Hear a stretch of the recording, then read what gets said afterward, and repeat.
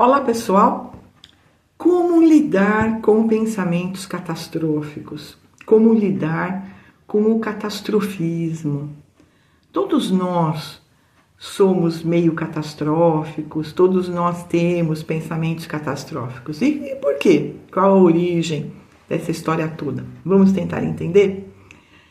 Eu sou a Lourdes Possato, psicóloga, gestalt terapeuta, escritora. Escrevi 10 livros, sempre com o objetivo de estar informando as pessoas, sobre o autoconhecimento, trazendo reflexões para que as pessoas possam se ajudar a compreender as crenças introjetadas, certos hábitos que nós aprendemos na nossa educação, na nossa primeira infância, e que a gente precisa questionar. Por quê? Porque sim, quando nós somos crianças, nós somos seres dependentes daquele meio e nós absorvemos tudo como um vaso vazio que vai absorvendo tudo e vai se defendendo, aprendendo a se defender dentro daquele contexto.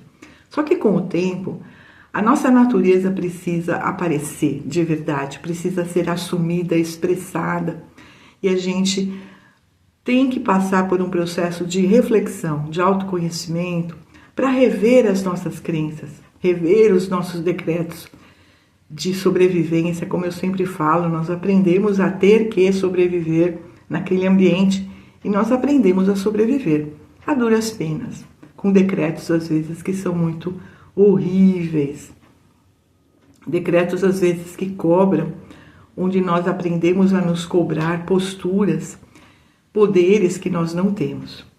Dentro do pensamento catastrófico, do catastrofismo, nós temos algumas origens interessantes. A primeira origem, gente, são as crenças familiares, às vezes que são entendidas como uma coisa positiva, por incrível que pareça. Eu sou descendente de italianos e espanhóis. E italianos e espanhóis são catastróficos. São. Se você conhece aí italianos e espanhóis, você vai perceber que o pessoal é muito defensivo, é muito medroso, tem assim muitas ideias negativas.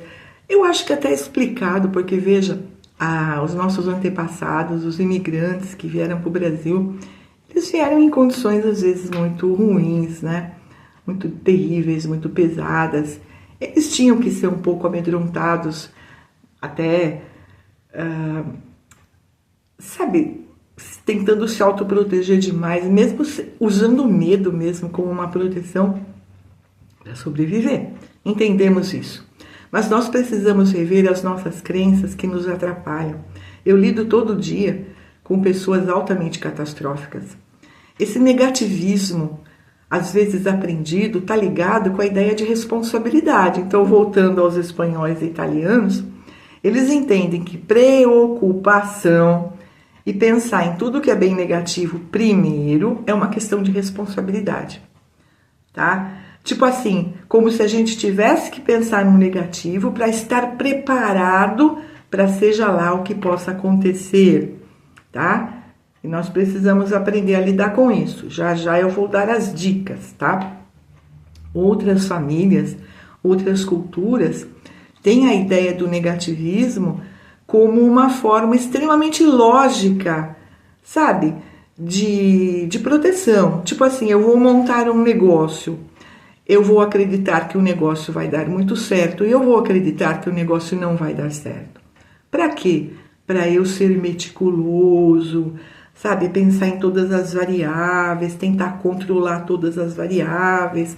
Então, tem gente que acha que se pensar negativo ajuda a posicionar, a ter mais disciplina, a ter um olhar mais responsável. E a gente precisa questionar isso também.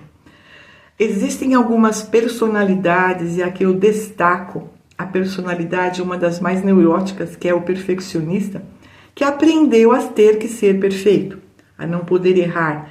Por incrível que pareça, o perfeccionismo, a personalidade perfeccionista, ela pensa no negativo antes, como se ela tivesse o poder de evitar, porque ela está pensando. É meio esquisito isso, mas é muito comum. Por exemplo, a pessoa vê uma manchinha lá no braço, ela pensa, nossa, doença de pele, câncer de pele, já morreu, já enterrou. E aí ela vai olhar de novo, ela fala, eu tenho que lidar com isso, eu tenho que evitar isso. E ela acha que se ela pensar no pior, em primeiro lugar, ela já resolveu, ela já evitou. E aí, nossa, é uma coisa besta, né? Porque veja, quando você foca um negativo, aí nós precisamos entrar já no processo de entender como o nosso cérebro funciona. Isso é muito importante. E aqui eu recomendaria que vocês lessem o meu livro Ansiedade Sob Controle. Tem muitas dicas lá, reflexões, para que a gente entenda a ansiedade e aprenda a controlar os pensamentos ansiosos, tá? Então, dentro desse processo, nós precisamos entender como o nosso cérebro funciona, tá?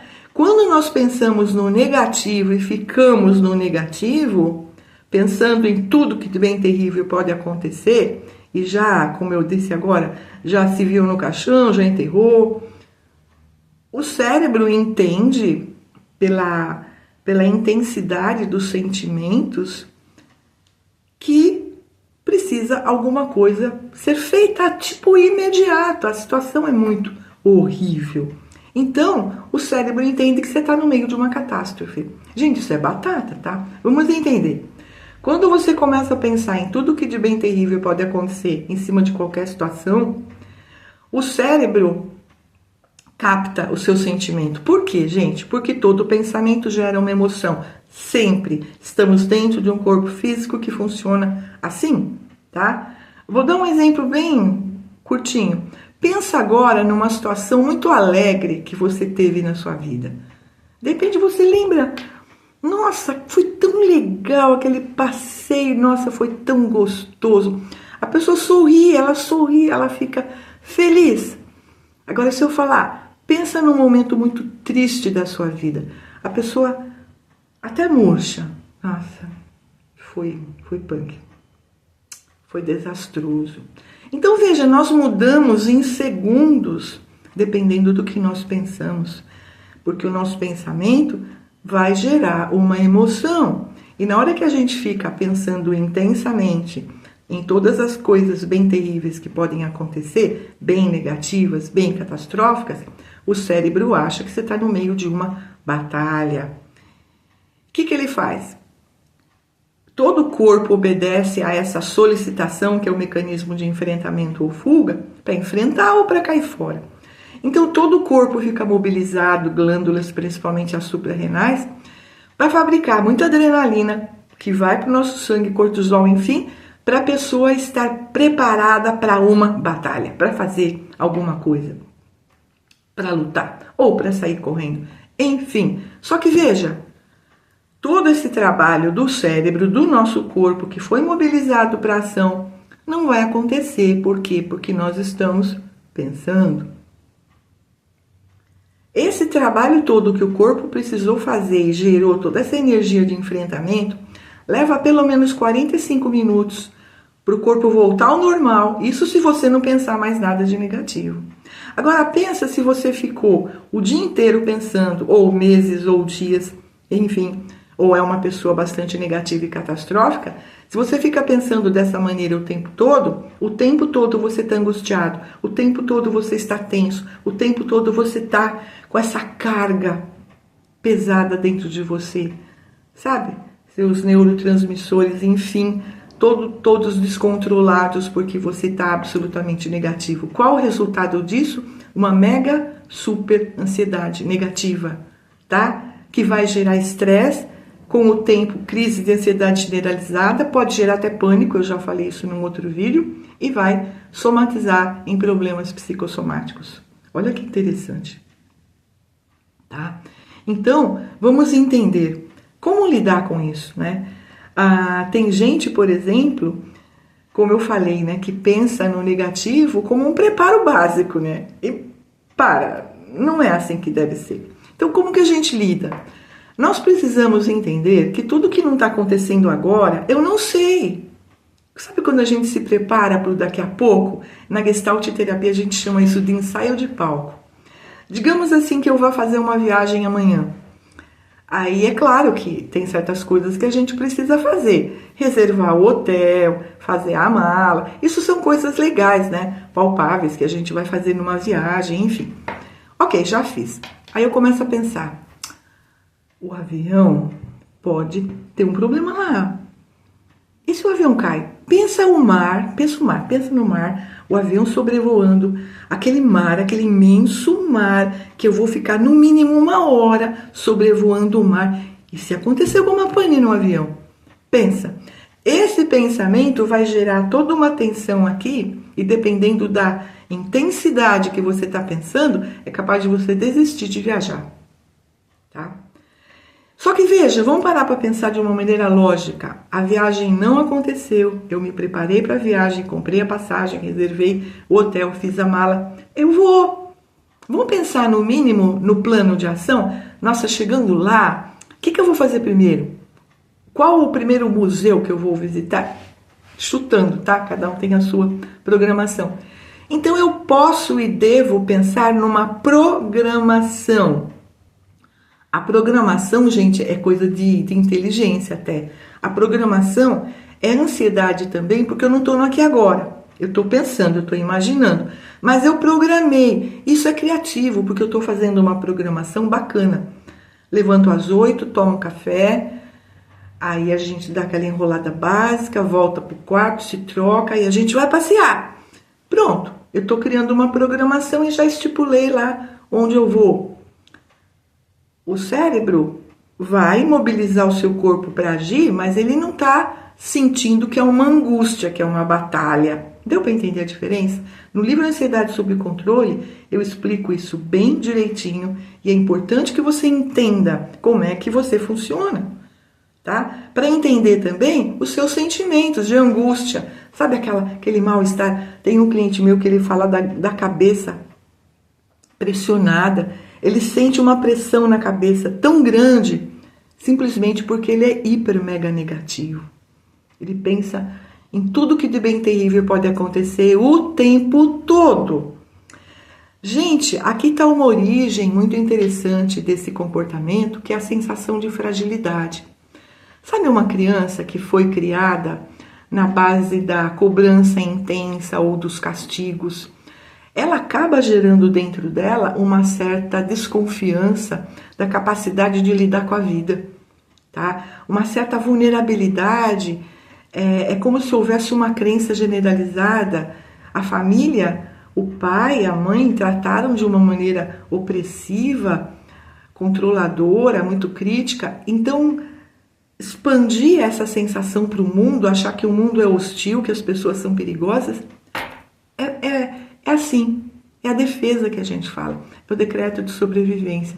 Então, às vezes, a pessoa extremamente negativa, ela simplesmente está se defendendo de uma fragilidade, de uma sensação de incompetência, de fragilidade, como se ela não pudesse dar conta da vida.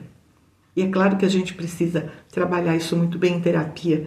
E aqui, uma coisa que eu falaria rapidamente como um conselho, como uma reflexão profunda para essas pessoas é o seguinte: no mínimo, quem está me ouvindo aqui não é criança, é adulto. Quantos anos você tem? Quantas situações você já viveu?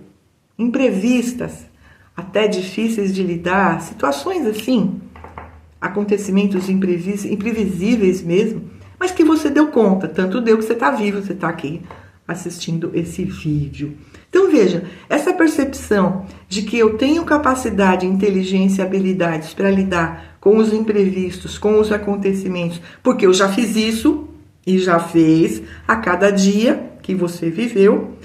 Então, para pensar, se você tem a capacidade, a inteligência e as habilidades, para que você tem que ficar pensando de uma maneira negativa?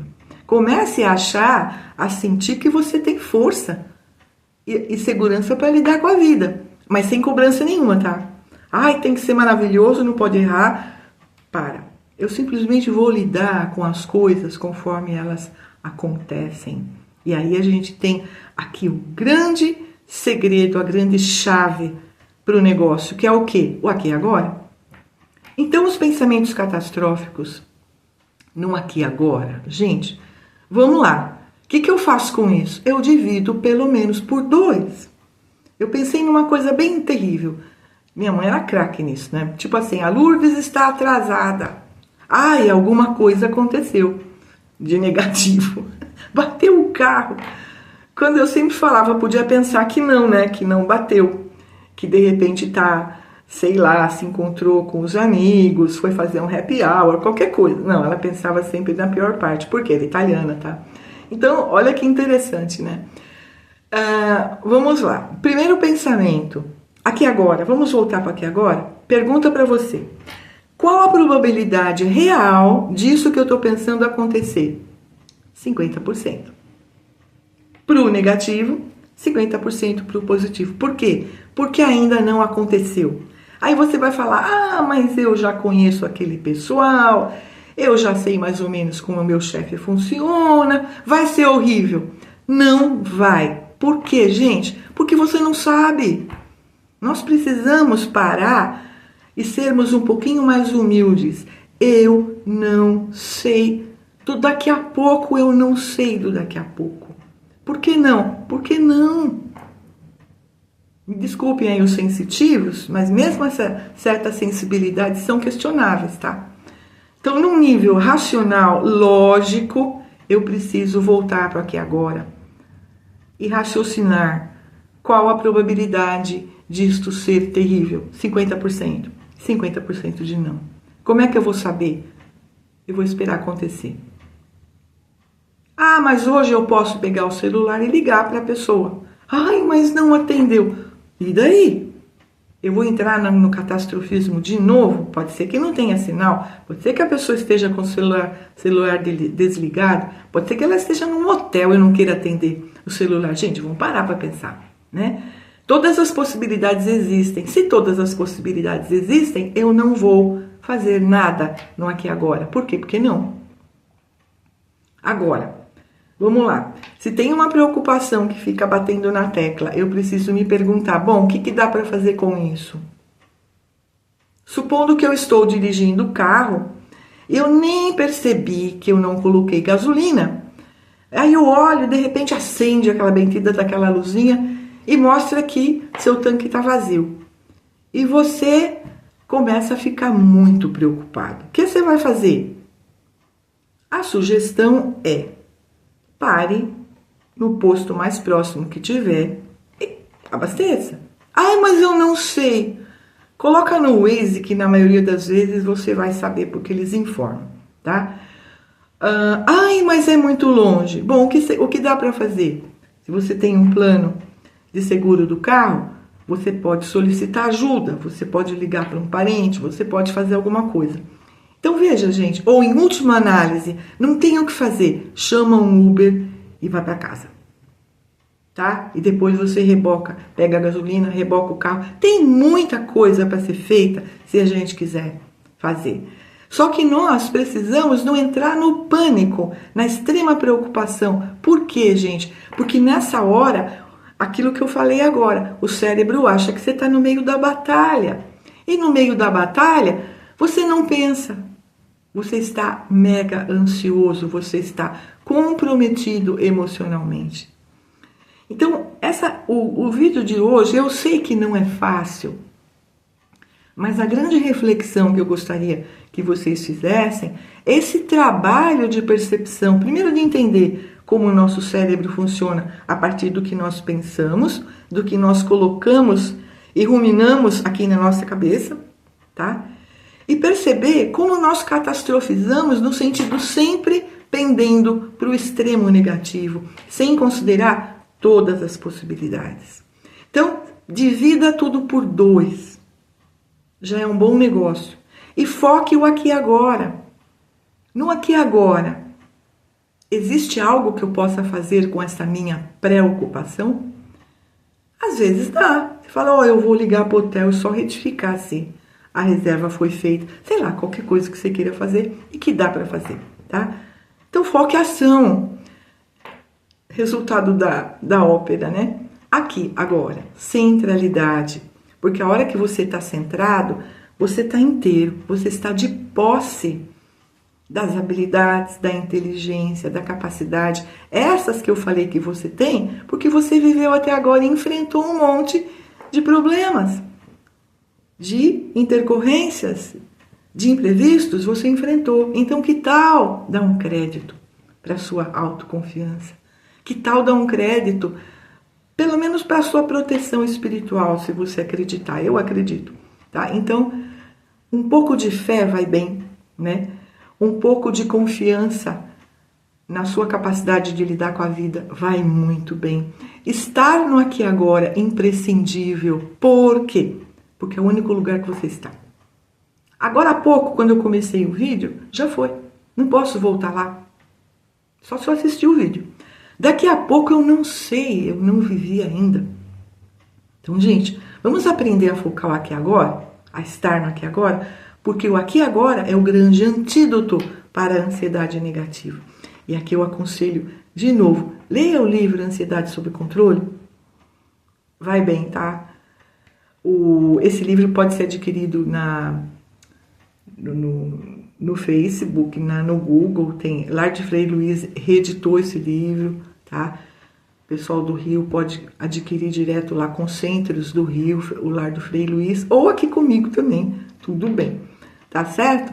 Então, gente, parem para pensar que essa é uma dica muito importante para a sua saúde mental, para o seu equilíbrio, tá?